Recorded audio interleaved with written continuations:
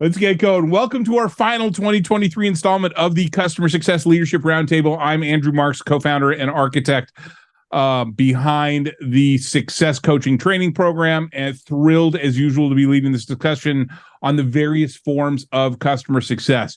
This free learning event is brought to you by Success Coaching, where we've empowered nearly 28,000 students from more than 90 countries with our globally acclaimed customer success professional development programs.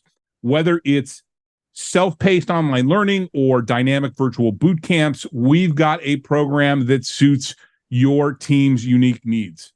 Our upcoming events in Q1 promise to refine your customer success skills from outcome-based selling, CCSM levels 1 and 2, and our growing list of quality partner-led boot camps and workshops. We're offering an end-of-year special for our CCSM coaching cohorts that are delivered in partnership with the University of San Francisco Executive Education Program. You can find all the details on our website, successcoaching.co, or in the chat, where I believe Ashley has just provided links and coupon codes that we're offering. Now, for newcomers, this is where real-world advice meets practicality. We invite industry experts to share their experiences, ensuring our discussions remain grounded in the everyday challenges of customer success, the reality of customer success. This is a live and unscripted discussion. And yes, we've had a prep call to begin discussing the topic, but this is an authentic discussion between customer success professionals.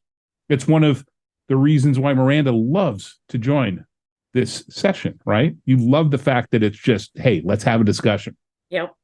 Regardless of the company you work for, the scope of your role, or the size of the customers that your teams deal with, we aim to pick topics that are going to be practical and useful to you. The schedule for upcoming events can also be found at successcoaching.co. Click on the events tab at the top of the page to find out more. We're kicking off 2024 with a discussion on strategies to enhance the customer experience, and that's scheduled for January 10th. A few housekeeping items before we get going. This webinar is recorded, and we'll be posting a replay and a transcript on our website early next week. We encourage active participation, so please feel free to ask your questions using that Q&A button located at the bottom of your Zoom interface. Now, questions with higher upvotes are going to receive priority during the Q&A session, so upvote those questions that you really want to get answered. For our LinkedIn Live audience, you can also post your questions directly, and Tracy will relay them to us. Now, to maintain a smooth discussion, please use the chat window exclusively for commentary while directing your questions to the Q&A window. Thank you for your engagement. It's one of the things I love about this series. We get a lot of engagement. We're never able to get through all of the questions, and that just tells me that everybody's listening and they're engaged and they're getting value out of this. In the world of customer success, you'll find plenty of smart ideas and theories, but in this series, we're all about getting real. We're here to talk practical advice, tried and true tricks, and stories from folks who live and breathe customer success every day. And that's why we've got 3 awesome panelists with us today. These are people who really know their stuff, and we can't wait to hear what they've got to say. So without any more delay, let's kick things off by having our panelists introduce themselves. Tell us a bit about who you are and what you do, and let's get started as usual in alphabetical order with Corey. My name's Corey McDonald. I'm a Senior Director of Customer Success at QGenda. So I've been with QGenda for about 12 years now, seeing us grow from a startup to about 650 employees. QGenda is a workforce management platform in the healthcare industry. So we do physician and nurse and staff scheduling, as well as time tracking and compensation management, and a whole host of other workforce management related things in healthcare. Thanks, Corey. Great to have you. David, Yep. a returning guest, you're up. All right. David Mangham. I am the head of global customer success for Tech Experts. We are a customer success and outsourcing company. I've been there a little over a year, and we work with large technology companies, really enhancing their customer success strategy and becoming an extension of their team. But I've been a practitioner of customer success for longer than I care to admit, doing post-sales support in one shape or another for 25 plus years in the healthcare industry with Data most recently, and then wireless communications, software technology companies, and have built multiple teams over the course of those years, and just seen a lot of changes in customer success for a long time, and really look forward to this conversation. Awesome. Thanks, David. Love what you guys are doing over there. And last but certainly not least, the incomparable Maranda Dziekonski, who I've had the pleasure of knowing and working with since we started Success Hacker. Maranda? Yeah. Hey, everyone. Maranda Dziekonski, currently the Senior Vice President of Customer Success at a company called Data Assembly. And I'm also an acting fractional COO for another organization. I am on my 9th startup. So you can imagine, and I also, prior to Startup World, have spent 9 years working at a $40+ billion a year organization where I personally did customer success. So you can imagine, as somebody who's been part of companies as large as 40 billion and as small as 1 million, where we're trying to find product market fit, and everything in between, I've seen it all and then some. So I'm so excited to have this conversation with you all, especially some of the folks I see in the audience that I know right now are out looking for their next opportunities. This will help you think about the different variations of customer success, and what you want to do and where you want to be. So really excited to be here. Is there anything you can't do, or is there anything you aren't willing to sign up for? That's what I want to know. Well, I've owned HR multiple times, biz ops, finance, sales, marketing, collections, customer support. However, I coded my own website. And it worked for a while. I broke it. The front end works, the back end doesn't work, and I can't figure it out. So I guess let's put that on my list. I can't code. Okay. There we go. Well, at least you know your limits. I have some limits. Awesome. Well, once again, thank you all for joining us today. Let's get going with our discussion. In this dynamic business environment, the role of customer success has become increasingly pivotal, yet its interpretation and implementation vary significantly from organization to organization. So today, we're going to dive into an exploration of these differences, looking to understand how diverse approaches to customer success can shape the trajectory of businesses. So to get things started, I have a question. Is the lack of standardization in customer success roles a strength, fostering adaptability and innovation, or is it a weakness, leading to inconsistency and confusion in the marketplace? Yeah, I'll kick us off. So first, there are no one-size-fits-all models for customer success. So there will be things that overlap. If you put us on a Venn diagram, you're going to find a lot of things in the middle that we should all be doing very similar. But every organization is going to need a little bit of something different in order to set their customer bases up for success, unless you are in organizations that serve the same industry with the same type of technology, right? So that's thing one. I think there's always going to be a variation. Internally, however, I think there needs to be standardization. You should be thinking about your customer segmentation, the type of experience, the minimum experience that is needed in order for a customer to be successful in your product, and building towards that. What I see happening a lot at organizations is there's a lot of disparate actions happening within the organization. That is not a competitive advantage. That actually can hurt you. Now, thinking and comparing yourself to other CS organizations, it can be a competitive advantage to not have the same exact model at every organization if you are a leader strategically thinking how to really level up that customer success game. I think in addition to that, and you touched on segmentation briefly, but having different roles and responsibilities based on your engagement model for each segment is also one of those lessons learned that I have is, going way back and trying to one size fits all just is not as effective than saying, all right, here's how we're going to engage with our top segmented customers. These are the roles and responsibilities of those. And I think it's very important to clearly define that, especially internally. You don't want to be a dumping ground both for your customer, but more importantly, internally, where, oh, just throw it over to the CSM, they'll take care of it. But also looking at other ways to engage with your customers. It does change based on what they do, how you've segmented them. And so you do need to have, different roles defined, and that scope of what that customer success role really does differ across those segments.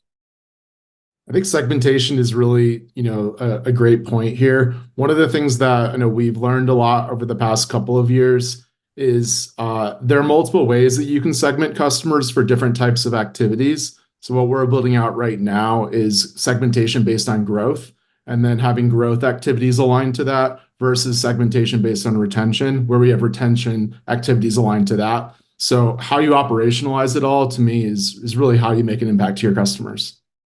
One of the other things that I've seen is also the size of your company really does have an impact on that. You may have specialization, like onboarding specialization or a renewals team, that obviously the customer success manager needs to be involved in, but they may not be accountable for the delivery of onboarding or the delivery of the renewals, but they may be responsible and should be responsible, most likely, for that renewal readiness or taking that onboarding experience and carrying that through to driving that value. I just heard you say... Can we change that from size of company to kind of your company maturity? I think it's okay. About absolutely. Size, and it's really about where you're at in your maturity. Right, because at the beginning, actually, I like that better. Smaller companies, in less mature companies, you've got people are wearing multiple hats. You are the hero role in customer success, but you get to a point where you got to kind of pull up the big person pants and act like a real organization, and that's where that specialization comes in. Absolutely. Now, Maranda, with your extensive experience, spanning multiple industries and roles, as you mentioned earlier, you won't turn down any good role. From data assembly to hello sign, have you seen the concepts and execution of customer success evolve? And specifically, how do you approach it swiftly as chief customer officer differ from your earlier customer facing roles like at Lending Club? Yeah, I mean, it's like night and day. Back in the days when I was at Lending Club, we were, and Andrew, you were alongside this movement. We were out evangelizing customer success because people didn't get it. They just didn't get it. They didn't understand that in the subscription economy that we own a bigger book of business post-sales than the sales folks do. That's just a reality, and nobody got it. Yep. So we were out evangelizing that and trying to get, the investors on board with understanding that. And once they got on board, it made it so much easier, believe it or not, for like us to have a seat at the table because the investors started to see how important this function was in making sure that we could, get those renewals across the finish line. But back in the day, it was a lot of like proving it, tying numbers to it, doing A/B testing. I mean, I even did this at HelloSign where I did an A/B test where I had a very similar portfolio managed by a CSM and one not managed, and proved that, churn decreased to below 3%, annual, and our upsells were 50% greater on the managed portfolio versus the not managed. But the biggest change I've seen, at least in the last 5 years, is ownership of revenue and how we think about that. I'm on podcast 5-10 years ago and webinars just like this saying, keep CS a safe space for customers to be able to reach out. Don't talk about money. Don't talk about contracts, negotiations. Let's throw all that out the window. Of course, it's, again, not a one size fits all. And there are organizations where it will still be true that you don't want to do that. But CS has to be tied to revenue outcomes, not necessarily revenue, but revenue outcomes. And that's a huge shift from where we were 10 to 15 years ago. And now you did make the statement that investors are getting it now. Not all of them, okay? And not all leaders get it still. We definitely have made a lot of progress because, like you said, I was out there with you in the front lines kind of evangelizing this stuff. Yes. But at the end of the day, customer success is responsible for creating the environment of a renewal, of a upsell, of an expansion to occur, right? Yes, exactly. And look, Yes, not all investors get it. I imagine that after we exit whatever the hell is going on right now in the economy, they're going to get it more now than they did before, because folks were a little bit complacent, swimming in money, and that is gone. And now I thought they got the message. I mean, David, why didn't they get the message during COVID? Right? You would think so. I mean, companies were like laying off customer success and doubling down on sales. I'm like, it's like time out. I mean, if you look at, and that's exactly where I was going to jump in here. I mean, if I go back, even 5 years ago, pre-pandemic, where sales owns the account, you got to do this, and you got to do everything led by the salesperson. That has dramatically changed because of that ownership, or at least the accountability on delivering on a bigger chunk of revenue, because it is annual recurring revenue. And if you have a leaky bucket, and it's when I was at my previous company, we took a look at, you can't sell yourself out of a really bad leaky bucket situation. So you got to solve that. And you solve that through the customer success role, partnering. And to me, customer success is a chief collaboration officer role, collaborating with others. But you got to have somebody at the end of the day that owns the responsibility of that. And you may not have a number, Maranda, like you talked about, but you are responsible for the execution that ultimately delivers on that number. And that's changed dramatically. I mean, if I go back even 10 years ago, I was definitely in the advocacy area of, we don't want to, have the financial responsibility of closing deals, and, we'll identify opportunities, but that's somebody else, because we have to have this neutral, I'm going to ask for a check at some point or signing a PO, and we'll be this advocate, to now you do have to drive those revenue outcomes, and you can still have that trusted advisor relationship.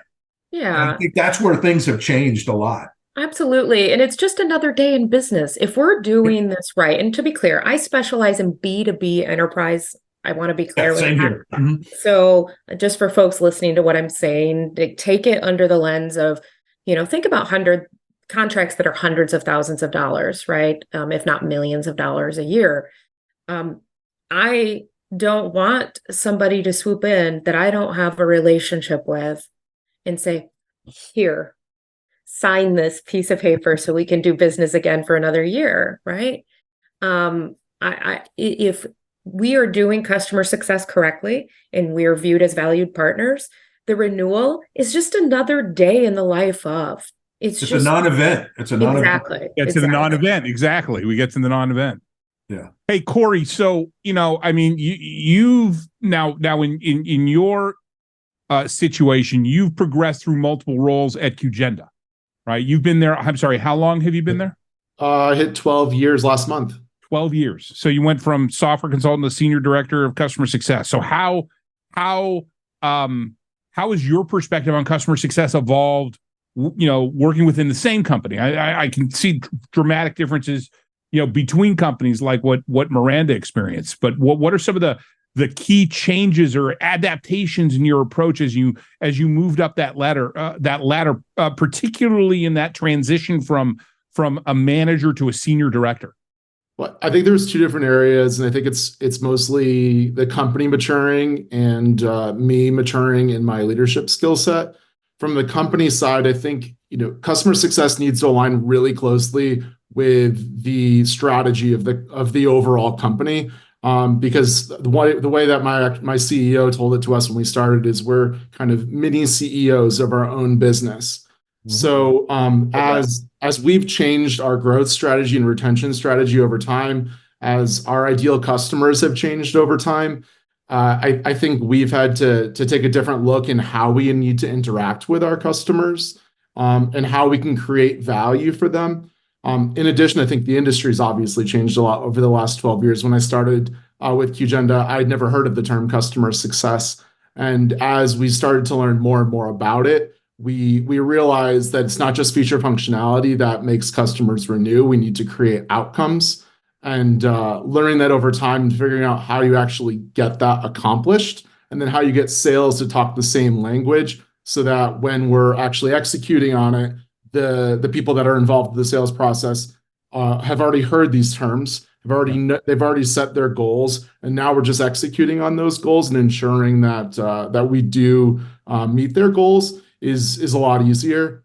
Then the other side, I think, to me, one of the things that I talk a lot with the supervisors on my team, I think one of the biggest differences between being a people manager and being a manager of managers is expectation on strategy.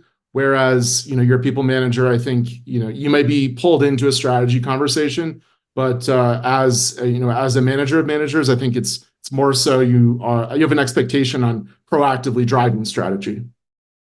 Oh yeah, for sure. For sure. Just a reminder, folks, if you have questions, please throw them into the Q&A. We will be starting to ask questions, or we're starting to answer questions here in probably about 10 minutes. So I think net, customer success is going to vary. How you execute it's going to vary from organization to organization. It's that old, it's that old consulting response, right? How's customer? It depends, right? It depends on so many different things. When Todd and I launched Success Hacker, one of the things we had been working on before we had launched the company was a book on customer success, and we realized it would be like a freaking Encyclopedia Britannica. There you go. I'm dating Now myself. you're dating yourself, right? But because there's so many different ways that you can deliver it. I remember one pair of early customers we had. I was working with one as a consultant, and I was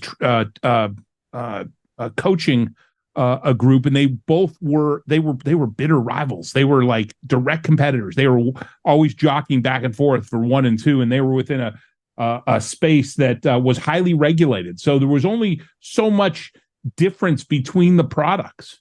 They both served the same customer base, yet they both delivered customer success differently, and they were both successful. They constantly would jockey for one, first and second place, right? So a lot of this from a leader perspective, it's about your mindset, right? It's about how do you approach this? How do you adapt what you're doing based off of what's going on in your company, what's going on in your customer base. And Corey, I love that you raised that things evolve, right? Your organization evolved, your customer base evolved, your products evolve, and so customer success is not this, here, I'm going to date myself again. It's not a Ronco oven. Okay. It's not a set it and forget it, right? You constantly need to be evolving and looking at and evolving things. I know from one of my experiences speaking to evolving is when you have these products and solutions that are going from a premise-based approach, which is all the money's up front, and you get this, you get your maintenance revenue, which is kind of a recurring revenue, but it's kind of like, all right, give me all the cash up front. And it can be kind of a set it and forget it. And I've gone and set up customer success teams and companies that, hey, that's our model today, but we want to move to a recurring revenue model. We want to move to this subscription-based approach. And oh, by the way, we're going to put everything in the cloud, or we're going to create cloud-based solutions. And to go through that can be really challenging, because that's where in that sales mindset of I sold all this money up front, I own the account, et cetera, that has to shift and change to, hey, we're all in this together, because we now need to keep that revenue stream going. And it's no longer all that upfront work that you did. It's always not always, but usually on the back end of let's keep it going. And we do that by driving value, building relationships, bringing new products that address new needs, which is a complete shift of going through that transition from premise-based to cloud-based, and more importantly, from a upfront sale to a subscription model. And that's where I've seen the greatest change in that role of the CSM and really getting to that seat at the table. It's funny you say, the story you just told here, because I heard somebody say it so well once, and it painted this picture in my mind. And I'm back, I started out when we had on-prem solutions like SAP. Yeah. I was part of the SAP implementation at the very large organization. It was a beast. So I know exactly what you're talking about, but it was the difference between us buying versus renting, right? Exactly. So we're renting a solution now. We rent our solutions now, which that has greatly reduced the barrier to entry, meaning we can sell things easier, and get folks on our platform because it feels less like, oh my gosh, I have to buy this thing and I'm going to be with it forever. You view it more as, yes, there's a lot of like upfront costs from implementing and getting up and running, but that barrier to entry is so low, which means the barrier to exit is even I was exactly getting ready to go there. Yes. Yeah. So the barrier to exit is low too, right? So exactly. And not to disparage any of our sales friends out there, but the role that sale plays in today's subscription economy is very different than the role it played back in the on-prem days, right? What they're doing, getting them in the door is important, but now because we're only getting a small portion of that investment up front, we're playing a long game. It's all about customer lifetime value. It's all about all the things that customer success teams need to do to ensure that the right people are doing the right things in the right ways at the right times, delivering value, and so on and so on and so forth. Exactly. I think on the other side, for the longest time, the vast majority of our revenue was with one product. And over the past 2 years, we've really changed our sales strategy pretty dramatically to sell multiple products to our customers and then to sell additional products to our current customers. So a lot of our customers that are finding value in the platform in a more documented way are much, much more likely to want to purchase another product, where we have some customers that aren't necessarily finding as much value, or we haven't showcased it to them in the best way possible. And we're finding it's much harder to sell it to those customers. Yeah, and a big part of this, once again, back to what you all said before, it's the mindset, right? It's not the set it and forget it. It's not the, hey, we got your money, you're stuck with us. Because quite frankly, that's what it was like in the on-prem world. If you didn't like if you didn't like what you saw when we turned you on, who's going to go run to the CFO and say we made a mistake? Yeah. How long is that depreciation period that I have to deal with? Yeah, exactly. And then there's the 5 to 6 years of depreciation that you now have to deal with, and you were likely paying somewhere between 20 and 25% in maintenance fees every year. On top of that, yeah. Right. So I mean, everything completely changed. But one of the challenges, back to what you originally said, Maranda, about talking about we were evangelizing back in the day about customer success. One of the challenges I think a lot of companies face, or a lot of customer success leaders face, revolve around investors and leaders, especially in the sales organization, that come from the on-prem world and haven't grokked that they haven't truly embraced the subscription economy, and the compensation plans do not reflect. They're not reflective of what of a subscription business, and incentives drive behavior. They really do. I mean, we had a program with one of our customers just this past year focused on, and this touches, Corey, on your point about being successful, but then having a portfolio of products that can address other needs. And we had it was called Everybody Sells program.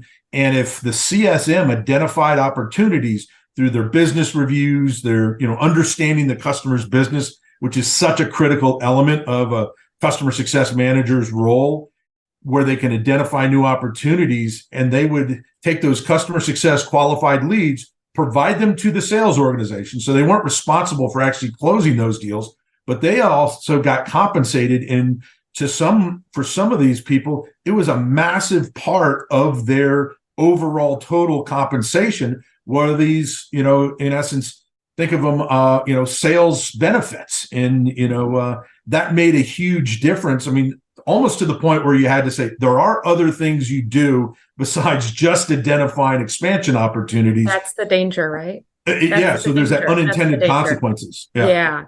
So how I have in the last few companies structured my CSM's comps is they do have a bonus opportunity, but it is completely on two factors. One, it's gross. So 50% of the bonus comes from, you have $100 up for renewal. Did you renew $100? Right. They have goals, usually 90% or 95% or wherever we are, and what behaviors we need to drive in order to achieve the business outcomes that we need for the year. The second component is net, and it's on a team goal and not an individual goal. What I've noticed is when you have CSMs that are comped individually on upsells, there becomes a lot of finger pointing around who actually got the upsell, who brought the upsell across the finish line. You have unintentional competition between AMs, AEs, CSMs to get their names attributed to these leads to get the compensation. So by making it a team goal, the net, I don't give a damn who gets it across the finish line. If it gets across Everybody the finish wins. line, we all win. Right. Exactly. And it also helps promote team behaviors and within the CS org. So let's say we have a team member who has the great ability to identify upsells. They know how to ask the right probing questions, whatever it may be. They are incentivized to partner with those who maybe aren't as great at it. Because again, everybody's comped if everybody is winning. No, I love that. Success is a team sport. So I love that. I love that. Why don't we take some questions? Do we have some? We do. We've got quite a few. Oh, look at that. I haven't been paying attention. Yeah. So you guys, David's already thrown his hat in the ring for one. If you and Corey want to take a look at those questions and see if there's, remember, hit that answer live button. We don't type answers. But let's start with Diane. Diane, thank you for joining us today. Diane asks, and this is I love this question. Thank you for the question. What are your thoughts on the new trend of digital and scaled customer success touchpoints? How have you seen that evolve and work well within your organizations without losing the value of a human CSM for large enterprises? And David, look like you wanted to jump in on this, right? Yeah, happy to jump in because I've talked at this at a few different, had some opportunities to discuss this. And one of the things, there's, especially in the world that I live in, where we're helping these segment 2, segment 3 customers for large technology companies, many of them have pivoted to digital touch points to the point where it excluded the human touch and the human element there. And now what they have seen was, wait a minute, I'm not getting the return I was expecting. I'm not getting the, my churn numbers aren't where I want them to be. They start talking to customers, and at the end of the day, I miss talking to somebody and having a person, having that human element involved. And that's where we have come in and actually helped with that. And I think, as I've talked to people about this, what it really comes down to is that empathy.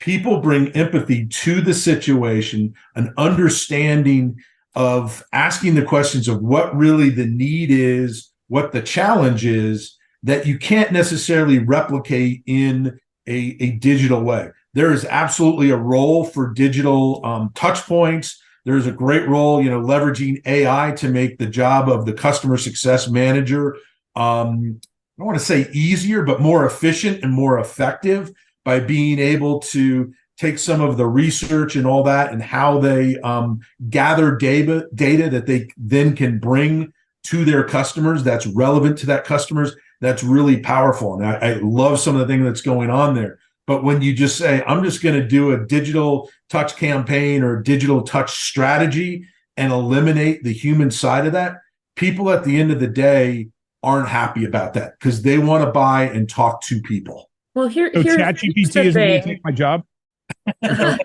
No, not today, Andrew. You're safe. Nice. So here's my thing. We have been doing digital touch CS for years. It's called marketing. Yeah, exactly. HubSpot. It is drip campaigns. It is education campaigns. It is this right here, right now. We are doing one-to-many education. We are doing digital customer success right now. This is the one area that boils my blood with this whole digital customer success movement, I think, is people are trying to leverage this phrase to say, we're going to peel off the lowest paying customers, toss them in this bucket, and then have them go self-serve, which is completely fine. But the part that they're missing is, oh, it's completely fine as long as you can do that and set them up for success, to be clear, and they can still be successful within your product. And you And have to have that's not easy. That's hard. that is not easy. not an easy You thing, have to right? have a very strong change management program to be able to make that work. Yep. But here's where people are missing the boat. They're treating it as it's only for this particular segment. Your digital motion, how you think about community, customer education, drip campaigns, in-app messaging, the overarching strategy that helps disseminate information and set customers up for success isn't just for a particular segment. It's for your entire portfolio. Across the board. And it doesn't mean you take away the human touch. It's an augmentation to what they're already doing. You free them up from doing some of that education stuff so they can focus on the strategy. And by the way, folks, in July of next year, our CSLR topic is digital transformation in customer success. I've got some great guests joining for that. So mark that on your calendar, July 10th. It will be a great discussion. I'm sorry, Corey, I think I interrupted you. What did you have to say? All good. I think to me, the way that we've really tried to focus on this is not as much through the digital touch points, but through utilizing data to understand where we need touch points, whether it's CSAT from our support tickets, whether it's drops in utilization in the product. We haven't focused as much on the actual digital communication, but we focused on personalized communication that we have a much smaller subset that we know we need to action on more. Love it. Anything else to add to this? David, can you hit the done button on Diane's question? Diane, thank you for your question. All right, look at that. One down. And just a reminder, by the way, we go till 1:15. So if you can stick around, we will continue answering questions until just before 1:15. If you can't, the recording and the transcription will be available on our website early next week.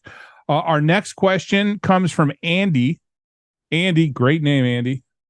Andy asks, what is the most important initiative your customer org has right now to drive better customer outcomes?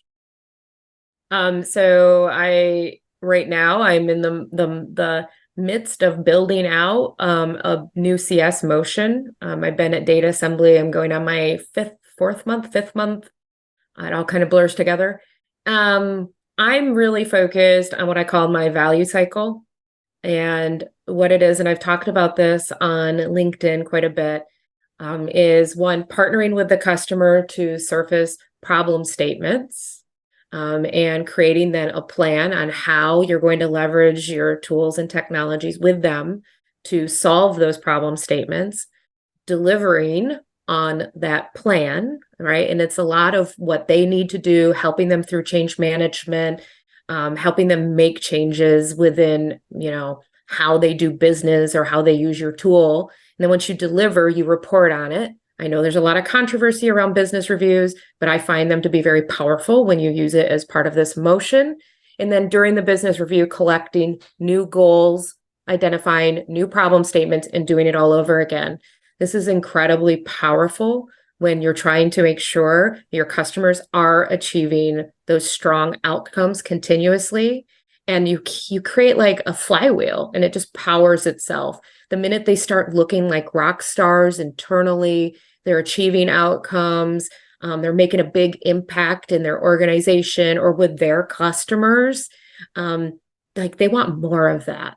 That's like dopamine hits. Like we check things off, we're winning together, and it powers itself. It's a very powerful motion. Anything that you can do to help your customers get value makes you really sticky. Absolutely. What about you, Corey? What's going on in your organization? What's your most important initiative that you have right now? So we may be a little bit late to the game here on account success plans, but we're currently rolling out our account success plans right now for our enterprise customers. Love that. We're really focusing on how do we listen more to what our customers are trying to achieve, not necessarily in our space, because our customers oftentimes make a lot of assumptions around what they think we can solve and not solve. And oftentimes asking broader questions and understanding their organizational goals, we're finding we're able to solve problems that they didn't even realize that we could solve. Love that. David, I know you've got lots of different organizations that you're two big areas. What's going on in your particular world? Yeah, I mean, for me right now, we're really focused on the monetization of customer success and it's really about driving a higher level of value for our customers and utilizing the customer success role in whether it's having a deeper level of customer product knowledge that the customers are willing to pay for, but also looking at how we can accelerate time to value actions and moments. So more of call it almost like a premium level of support, but where that customer success manager plays the front end of that role. Think of it as the orchestrator, or once again, that chief collaborator of getting the right people to the table at the right time to solve the problems that the challenges the customer has in achieving their outcomes. And in doing it in a way that we're able to generate some revenue in addition to the customer satisfaction and all the things that we want them to achieve that they'll renew, but doing it, at a higher level of service that a customer is willing to pay for. So it almost helps us now become self-funding. And I see, we've got other customers coming to us asking about how can we self-fund different parts of our customer success organization because of this crazy world we're in from the economy right now. They're looking to be able to do that. And it's really about accelerating value, providing a deeper level of value than we've done in the past, but it's to the point where a customer is willing to pay for that. Yeah, I'm hearing a consistent theme here, right? Well, it's all about trying to drive more value, right? Absolutely. It's all about trying to drive. We're doing the same. We're doing the same thing in our business, right? We're constantly trying to create and enhance our existing content. We're adding interactive elements to make it easier for people to grok it. We're adding more exercises. Our exercise library is now over 100 different exercises, and our latest thing that we're working on is we're developing solution-based learning paths, because there's a lot of people out there who say, I have this problem, right? Okay, yes. Well, hey, we have this solution for you and it's very value driven. You will get value out of this solution path that focuses on delivering a value proposition to your customer. So it's all a constant. It's the same theme, right? It's all about delivering value. So Andy, thank you for the question. Let's move on. Our next question comes from Tanner. Tanner, thank you for joining us, and thank you for the question. As companies experience growth, how do we address silos within global CS teams? For instance, collaboration is lacking in my company, where the 3X CS teams, North America, APAJ, and EMEA, do not cross-pollinate. And it looks like Maranda wants to jump in on this. Maranda, what have you got for Tanner? Yeah, I'm going to put a little bit of an HR hat on here as well. And knowing that, because I can, knowing also, look, I grew up in a global organization. We had 35,000 global employees, around everywhere. One, I hate to say this, but when you get that large, you are going to have a little bit of silos. It's going to happen. And it's going to happen for a few reasons. One, customers in North America are going to need different things than customers in EMEA, right? And having them operate exactly the same way is going to set them and your company up for failure, right? So you're going to have just a little bit of that happening naturally. What I would suggest is, one, figuring out how to invoke empathy in each of the areas so they understand what's going on in these regions, what's going on with these teams. You could do that in various ways, making sure goals are very transparent and published so people know what everyone's being held accountable for in their various regions. Having regular cadence meetings where you bring everyone together. I know it's hard when you're staggered across so many regions, But having the time where at least once a month, I would even say once a week, if you can pull it off, everybody comes together and they're sharing out their wins, their misses, their areas of opportunities, making things real, right? I would also suggest doing things like donuts, where you're pairing up people from different regions to where they are, getting to know each other. Again, humanize them, make them know that this is just another person going through a different variation of the same things I am, just in a different region. But there are also things at the very, very high company level that need to be done for unification around goals, OKRs, KPIs. And that is a little bit harder in these larger organizations where you are so spread out, but not impossible. So making sure you're going to senior leadership and say, how can we unify us? Is there one goal that, even though we each serve different types of customers, that we could be centered around, that could help really rally us, and things that we could celebrate, milestones along the way as we're marching towards this goal? And those are just a few things that I would immediately start looking into. And there's so many more. We could talk about this one for days. And I echo all of that. And I think that transparency and showing the results by region, not necessarily, part of it is to invoke a sense of competition, because if everybody knows their results are going to be visible, people want to strive to it, but also allowing those cultural differences to deliver on those results in the way they best see for that region. But the other piece, and I could continue to go on that, but the other piece is, as leaders, don't forget to go and spend some time with those teams. I can't tell you how much value I've received. Unfortunately, I also have a ton of airline miles because of it.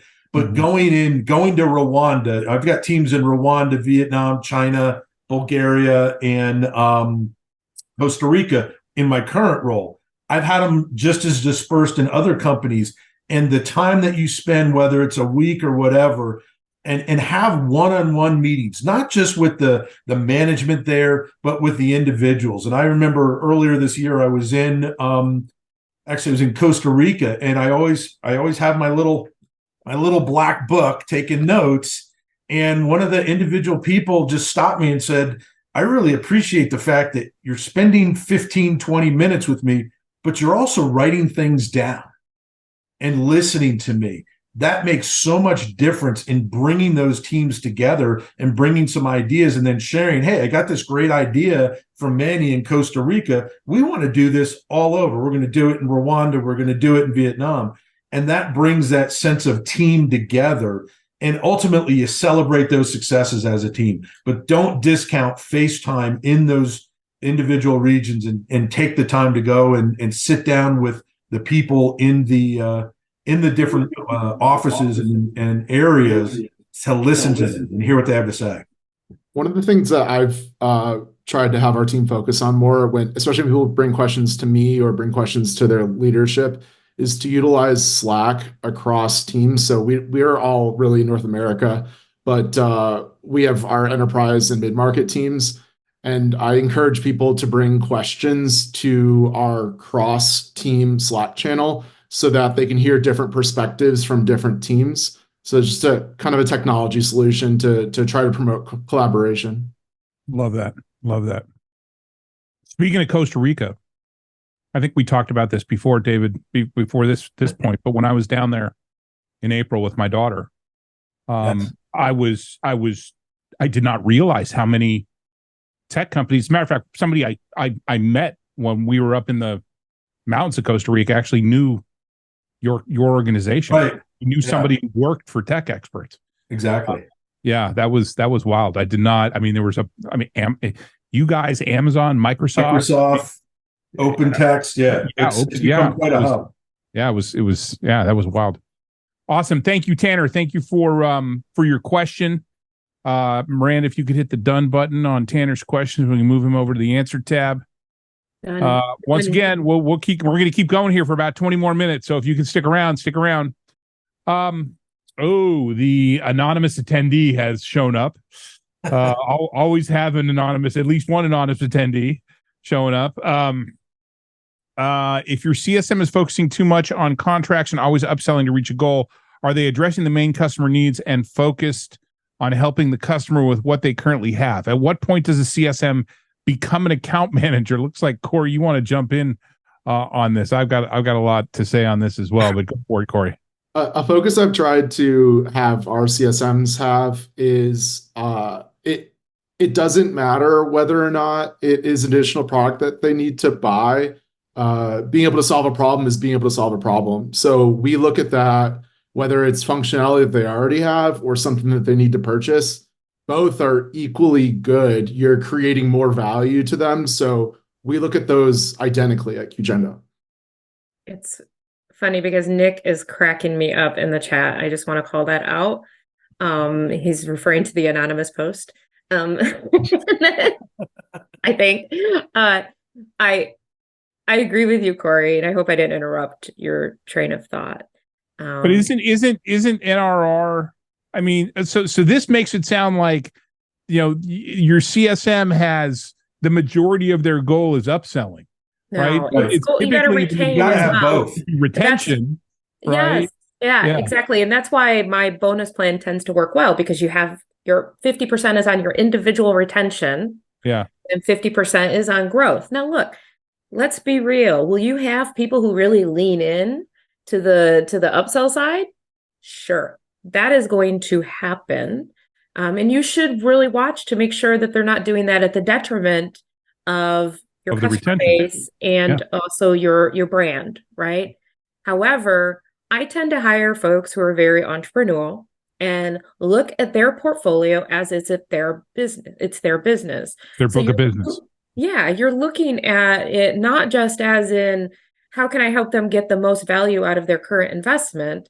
You're also looking at, where can I solve more problems, whether it's with the current investment or areas they need to invest further. And it's not a sales motion, it's a partnership motion. Yes, there's a little bit of, you have to strategically think about how to maneuver in, how to have those conversations.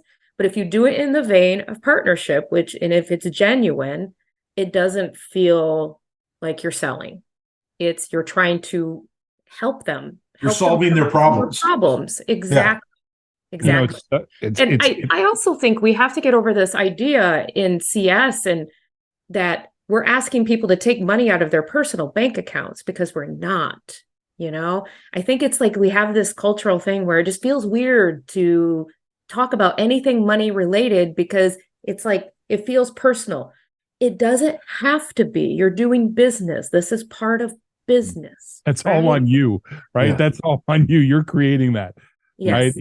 I just finished. I did a level 2 boot camp last week, and we have two courses in level 2, renewals and upsells, right? 2 separate courses, and I mashed them together because at the end of the day, if you're doing all the things that you should be doing to drive value for your customers, if you're telling them out of the gate that they're going to get $1.05 of value for every dollar they spend with you, and you're delivering at least $1.05, if not more, right? Then you are creating the environment for a renewal to occur. You're also creating the trust, and you're generating value so that you can make suggestions on where they can spend some additional funds with you to get an additional return on their investment. There's no secret sauce other than that.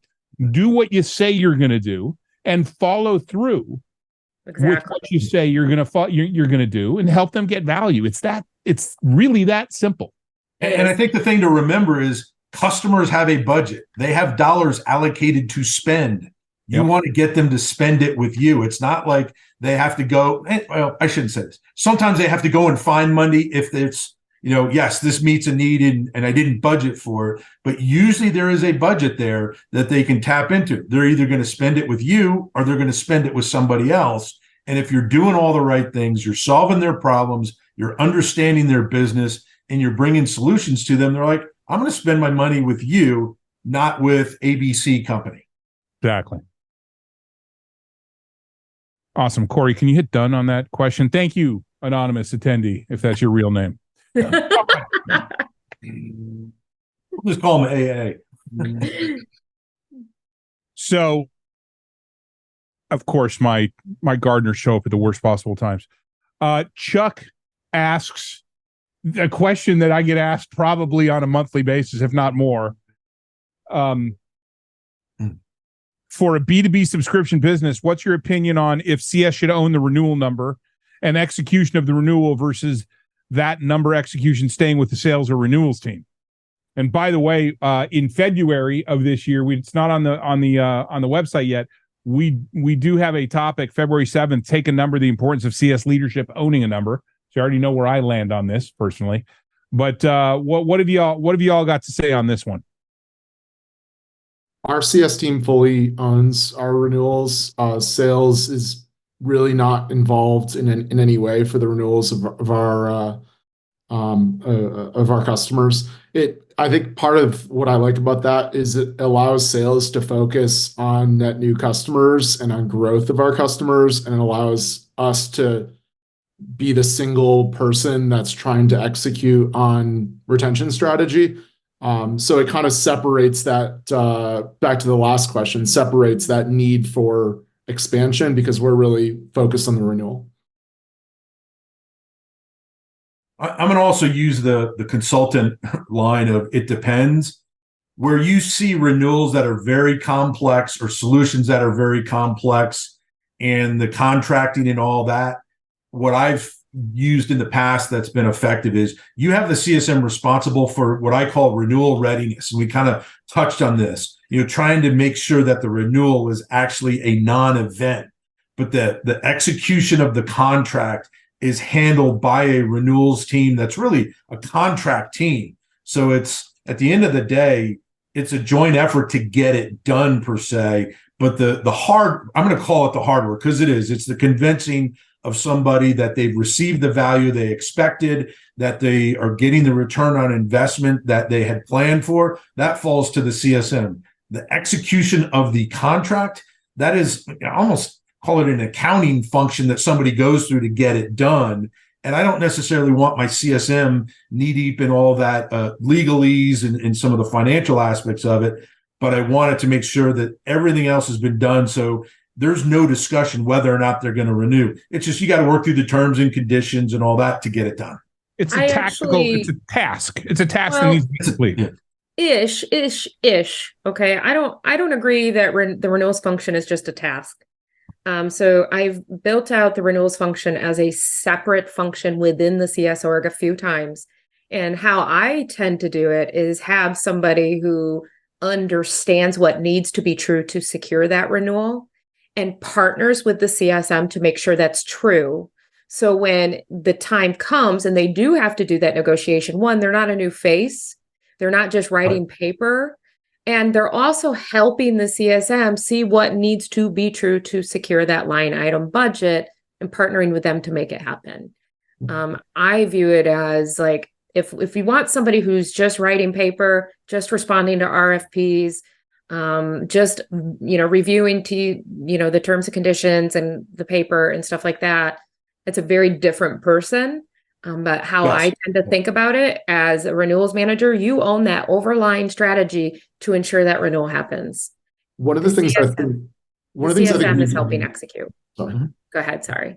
One of the things I think that we've done that has made this like non-event easier is the structure of the contract is such that it's a non-event. So there is already an amount that the PUPM price per user per month increases on an annual basis. There's really no negotiation that ever really happens at the renewal. So for us, it really truly is a non-event, which I think is part of why we don't really need a separate renewal function to be able to execute on it.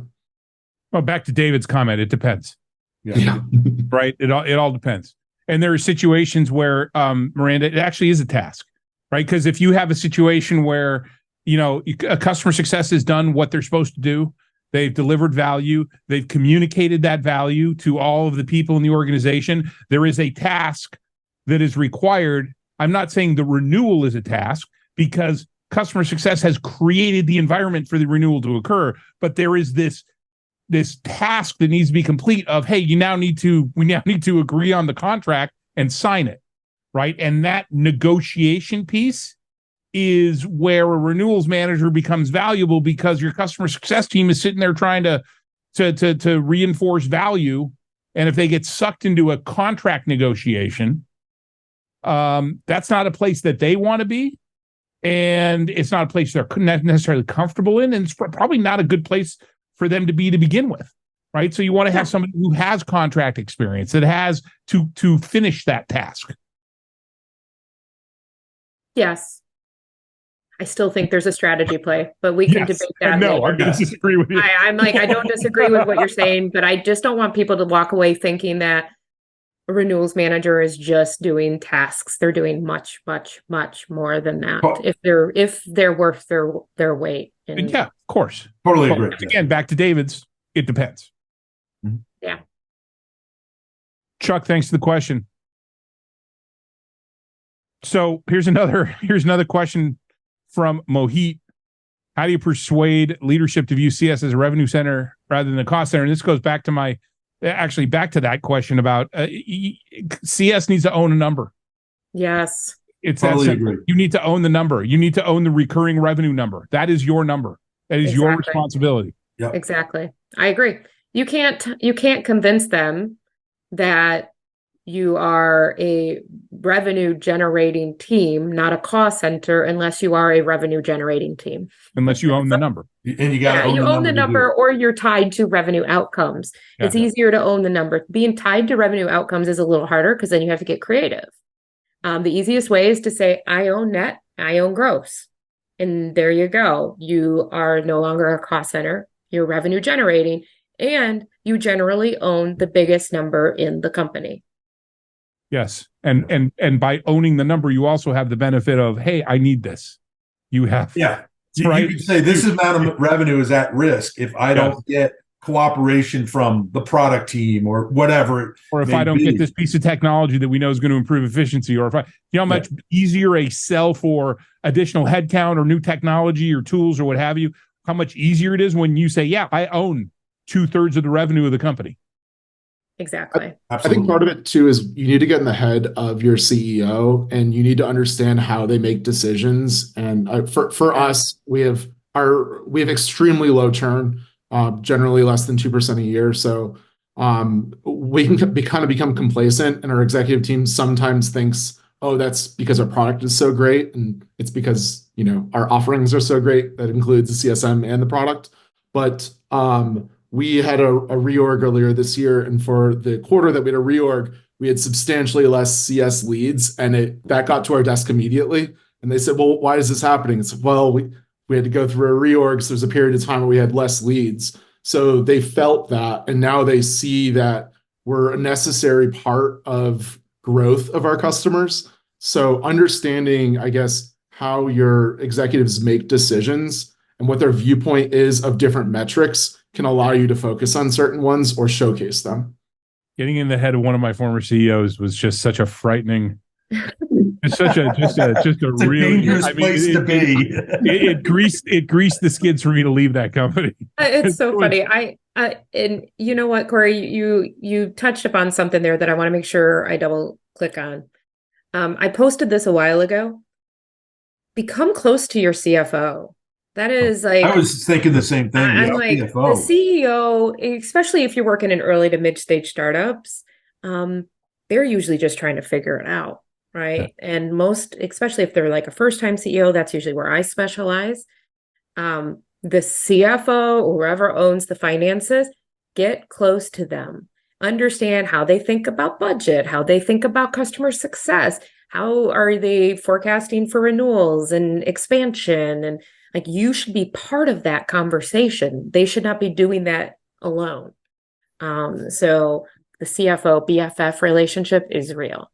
And I think having the conversation of, if our churn rate were to increase by 4%, how would that impact our business? Yes.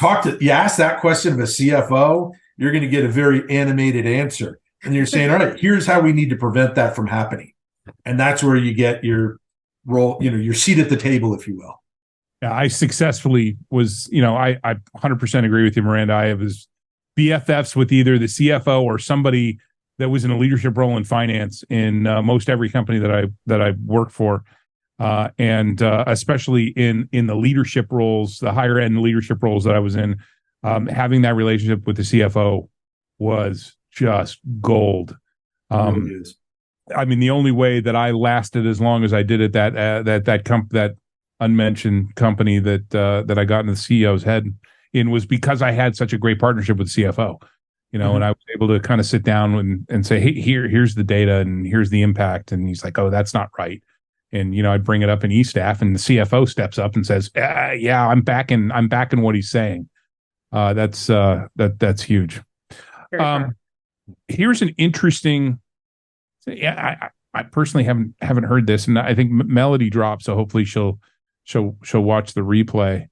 But Melody asks, what are your thoughts on the counterculture who believes that subscriptions are eventually going to swing back to customers wanting to own things again? I didn't realize that there was a counterculture.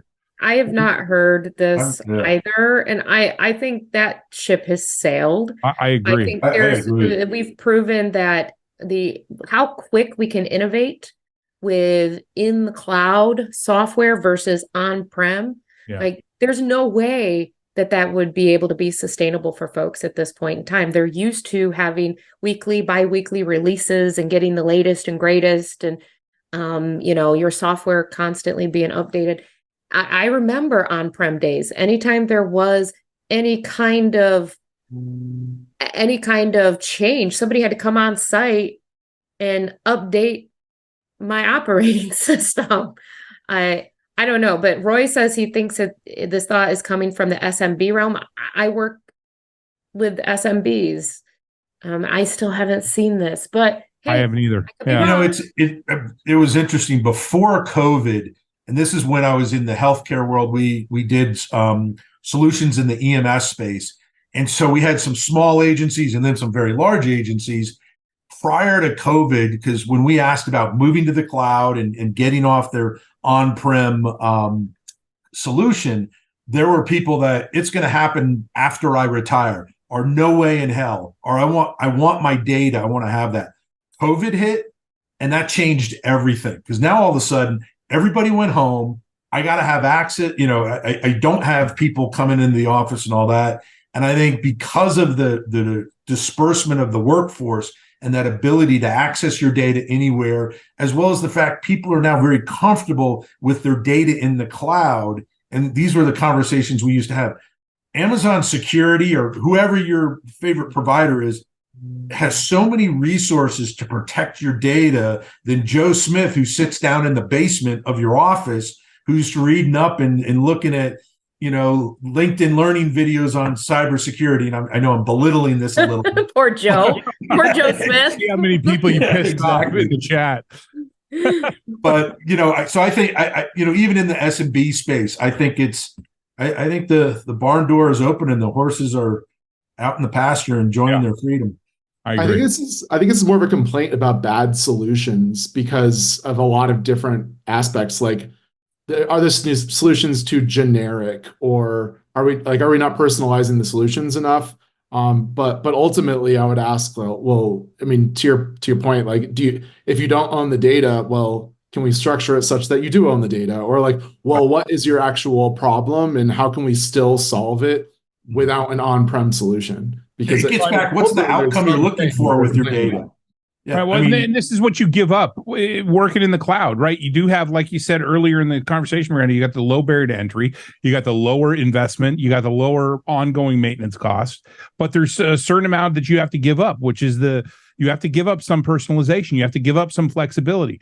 But what you're giving up is you're giving up that flexibility in the software product, but what you're being asked to do is change the way in which you work. You're trying to, it's a change management exercise. And I think that if you're having those struggles, that maybe you should be looking more at how are we driving change with our customers? How are we driving adoption and helping them go through the changes that are going to be necessary for them to kind of work differently, right? It's easy to fall back on, well, this is the way we've always done it. Well, that isn't always a valid, and most times is not a valid excuse for for continuing to do things the way that you used to do things.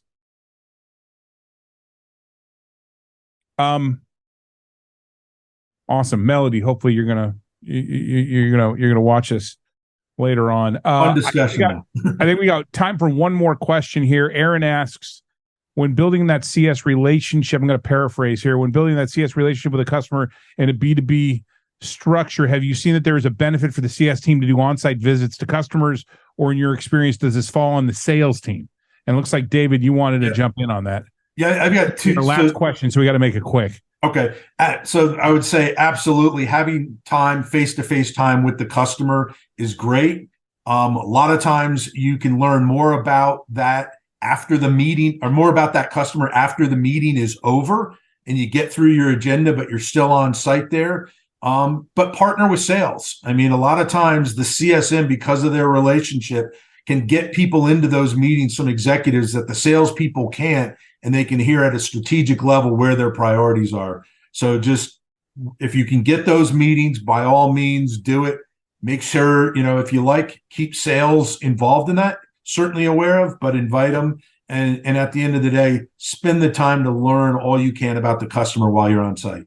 Just know that you might not have the budget, so you have to take a look at the price point. Is the ROI there for it? And what will the outcomes be? Will there be more revenue outcomes that you can tie the CS org to? I'm a huge proponent of on-sites as well. And I usually have timeframes that the AEs are involved in the account, and then they're not, and it's owned by CS. So don't rely upon a sales individual to get you in there. Build your own relationships to get yourself in there and to have the right conversations. I typically do executive business reviews on site for very large organizations and find those to be a great reason to come on site. Yeah, back in the day when we were doing it, when I was working for on-prem companies, that was, it was the services side of the business. Yeah. It wasn't even a question. Exactly. Right? We were always on site. Especially for the largest customers. We're always there. We were part of that kind of three-legged stool of the account executive, the sales engineer, and then professional services. So that was a standard part of the go-to-market. Anyways, we're at the end of our time that we've got for today. I think it was a great conversation, but it's not what I think. It's what all of you think. So please let us know by posting your feedback on LinkedIn and tagging either myself, our guests, or Success Coaching. I want to thank our guests for spending the time with us and for the ideas, thoughts, insights, best practices that you shared. One final note, great CS leaders know that they don't have all the answers, but they know where to get them. That's why we created the CS Leadership Roundtable, to harness the knowledge and experience of the community to help improve everyone. Once again, we hope to see you at our first event on the 2024, January 10th, when we'll discuss enhancing the customer experience. Until then, make sure to make space for yourself and your mindset every single day. Have a great rest of your week and an amazing holiday week season, and have a happy new year.